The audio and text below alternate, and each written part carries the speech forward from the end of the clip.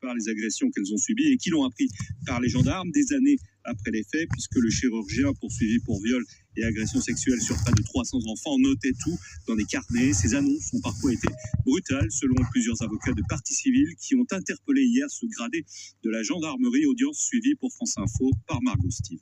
Certaines victimes l'ont appris par une visite des gendarmes devant leurs enfants. D'autres ont seulement été convoquées sans explication. Certaines, enfin, ont tout appris par un simple coup de fil. Pour Julie, c'était un appel sur son lieu de travail, plus de 20 ans après une agression dont elle n'avait aucun souvenir. C'était dur et brutal. Concrètement, on m'a dit vous êtes victime d'un pédophile, il faut que vous veniez à la gendarmerie pour témoigner. Comme ça, des buts en blanc. On m'a demandé si je voulais lire les carnets, mon passage, et puis il m'a laissé lire le carnet. Pas d'accompagnement, pas de mots, tu lis et puis c'est tout quoi. Elle n'a pas de colère contre les gendarmes, j'ai eu la chance de bien le vivre, dit Julie, mais pour d'autres victimes, cette annonce brutale a été un traumatisme, ont affirmé hier plusieurs avocats de partie civile.